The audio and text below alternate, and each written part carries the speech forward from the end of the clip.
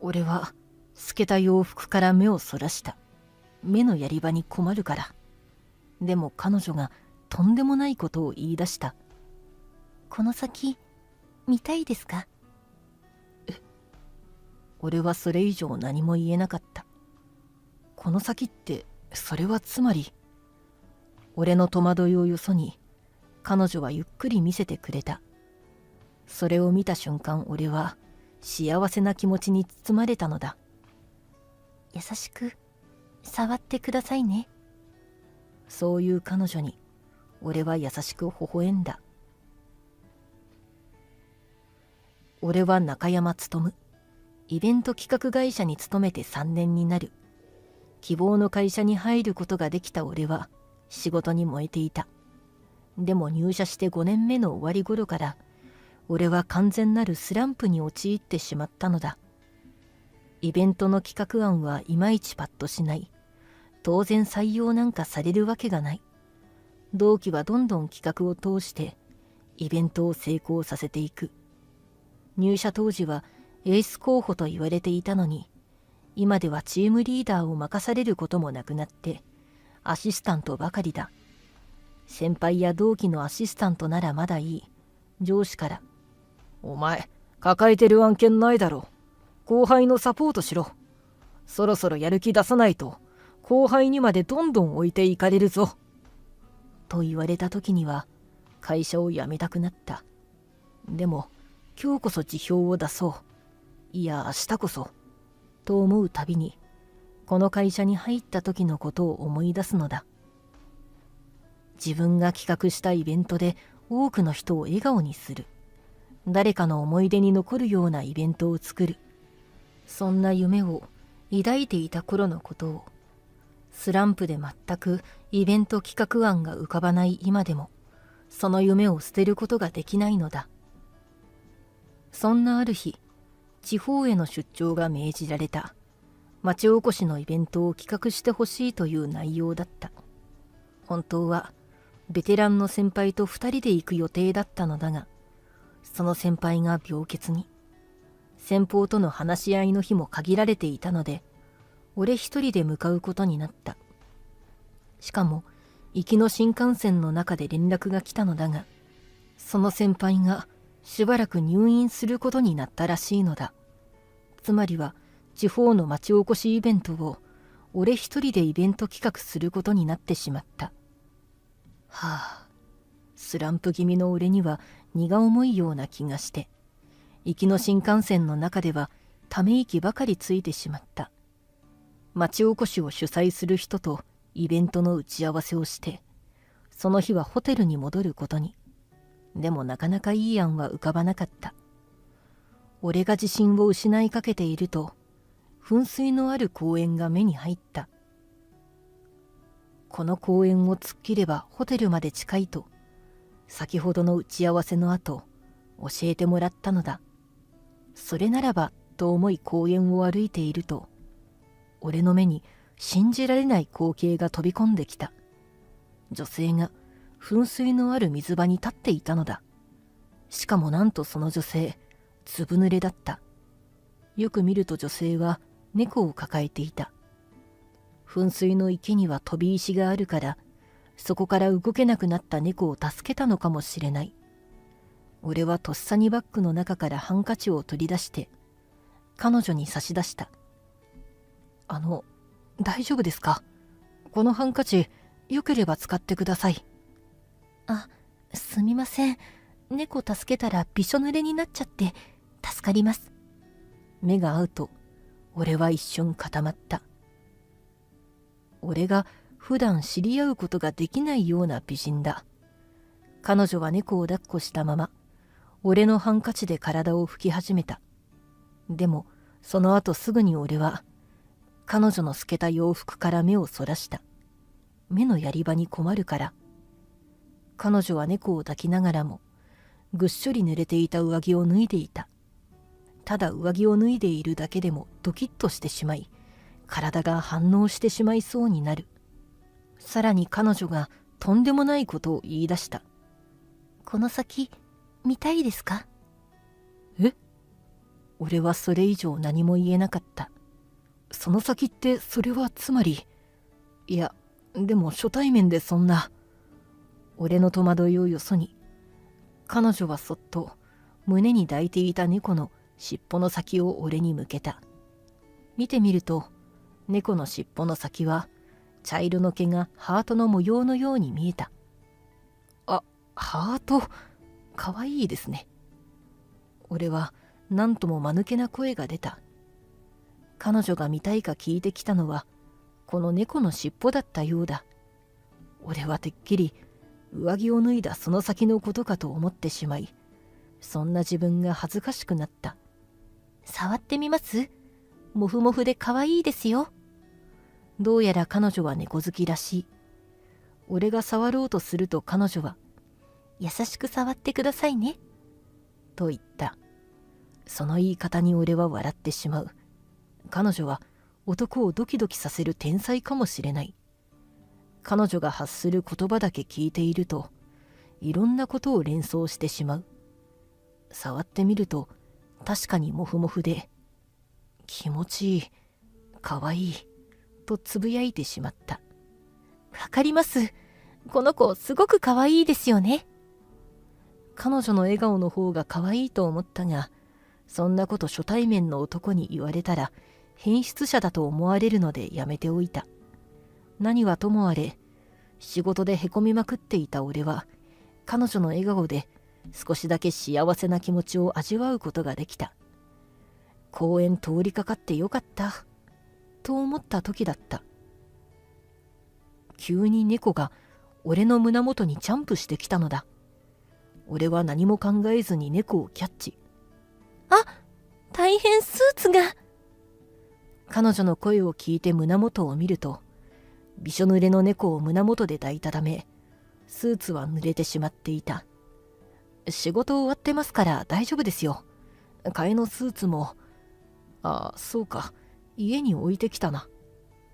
俺のつぶやきに彼女が不思議そうな顔をしたので、俺はここには出張で来ていただけだと話した。じゃあこのスーツ明日も使うじゃないですか。うちに来てください。私いつもは都内で暮らしているんですけど、今たまたま里帰り中で、実家で乾かしましょう。アイロンもあるし。さすがに悪いと思ったが、今は実家には誰もいないらしい。スーツがないと困るのは本当だし、アイロンも借りたい。俺はお言葉に甘えて、ご実家にお邪魔することにした。彼女の実家に着くまでに自己紹介をした。彼女はみちるさん。都内の会社に勤めているらしい。俺の会社があるところと距離が近くて、最寄り駅ですれ違ったことがあるかもしれないと笑い合った。みちるさんの家でスーツを乾かしてもらっている間も、話に花を咲かせた。猫の今後が気になったが、みちるさんの実家に置いてくれるそうだ。前にも猫を飼っていたことがあるらしいので、両親も気にしないだろうということだった。一応電話で猫のことを話したらしいが、猫にはいてもらって構わないという返事が来たそうで安心した。みちるさんは俺の仕事の話に興味津々だった。イベント企画か。いろんなアイディアを出したりまとめたり、難しそうですけど、なんかワクワクしそうですね。そう、俺も思ってたんですけどね。入社した頃は。今は違うんですか？俺はついネガティブなことを言ってしまって、すぐに後悔した。こんなこと会って初日の人に言うべきではない。俺がしどろもどろになっていると、みちるさんはにっこり笑ってくれた。何か悩み事あるなら聞きますよ。力になれるかわかりませんけど、こういうのは吐き出してしまった方がいいこともありますから。みちるさんの優しい言葉に導かれて、俺はスランプに陥って後輩にも抜かれそうでへこんでいること、今回の町おこしイベントもいい案が全く浮かばないことを打ち明けた。みちるさんは俺の話を肯定も否定もせずにただただ聞いてくれた。そして俺が話し終えると、明日の予定ありますか？と聞いてきたのだ。明日と明後日はパソコンとにらめっこしながら案を練る予定だと伝えた。今週末にもう一度担当の方と話をして、今回の出張は終了という流れだったから、そのことも伝えた。そうするとみちるさんは、明日一日私にくださいと言い出した。でも、町おこしイベント案を考えないといけないから断ろうとしたのだが、このままではいい案は出てこなさそうだったので、俺は明日もみちるさんに会うことにした。明日は何をするのか聞いてみると、みちるさんはいたずらっ子のようににやりと笑い、イベント企画を一緒に考えるんですと言った。次の日、俺はみちるさんとイベント企画案を考えたわけではなかった。ただただみちるさんに連れられて街中を車で走ったり、時には商店街を歩いたり食事をしたりしていた。もう本当にただの小さな町の観光だ。はじめのうち俺の頭の中は町おこしイベントまでのスケジュールや準備物、連絡しておく場所、イベントのメインの催しなど、とにかく企画のことで頭がいっぱいだった。でもそういったことを忘れ出したのは昼過ぎくらいのことだった。行く先々で郷土の名産を見たり食べたり、きれいに整地された田畑を見たり、町の人たちと話したりしている間に、俺は仕事のことをすっかり忘れて、ただ町巡りを楽しんでいた。すっかり夜まで楽しんでしまってから、みちるさんは俺の顔を覗き込んで、この町、楽しかったですか？と聞いてきた。俺は考えるまでもなく、はい、と返した。そう、楽しかったのだ。特別なものがなくても、日々の日常の中に楽しめたり、落ち着ける場所があったのだ。そのことに、昨日までの俺は気づいていなかった。パソコンの中の企画書を書くことばかり考えていたからだ。町おこしイベントは、町をもっと知ってもらうことや、好きになってもらうことが目的なのに、イベントを考える俺が町の魅力を全く分かっていなかった。きっと今回のことだけじゃない。イベント案が浮かばなくて、スランプに陥っていたけど、俺がやるべきなのは、パソコンを眺めることじゃなくて、俺自身がもっとイベントや主催者、主催場所のことを知ることだったんだと思う。それに気づかせてくれたのが、みちるさんなのだ。みちるさん、今日はありがとう。どういたしまして。せっかく私の故郷に来てくれたんだから、もっと知ってほしいなって思っただけです。でも、いい案が浮かんだんでしょ？わかるんですか？今、すごく楽しそうな顔していますから。俺はその言葉に大きくうなずいた。はい、めちゃくちゃアイディアが湧いてきています。この町の楽しいとこも、美味しいものも綺麗な場所も、来てくれる人たちに伝えられるような町おこしイベントにしたいなって思ってて。頑張ってくださいね。この日は、みちるさんとはここで別れた。もっと話したい気持ちもあったのだが、どんどん浮かんでくるアイディアを早くまとめたい気持ちの方が勝った。それからの俺は、それまでのスランプが嘘のように仕事を進めることができた。数日間の出張を終えた後も、電話やリモート会議を通して、何度もイベントの主催者や町の人たちと話して、イベント案を練っていった。これまでの俺はパソコンばかり見ていたから、行き詰まってしまったのかもしれない。そして、イベント自体は成功した。途中、予想以上の客入りに物品が足りないとか、駐車場の問題とか浮上したけど、みんなで声を掛け合って解決することができた。多くの人と支え合いながらイベントを作り上げる楽しさを、俺は久々に感じることができた。イベントの終わりにはみちるさんも来てくれた。大成功ですね。ふんわり笑う彼女の笑顔を見て、俺は嬉しくなった。ありがとうございます。みちるさんのおかげです。町のこといろいろ教えてくれて、町の人たちと俺を引き合わせてくれて、本当に感謝してます。この後俺は、みちるさんと連絡先を交換した。町案内をしてくれた後に連絡先を交換しなかったこと、実は後悔していたのだ。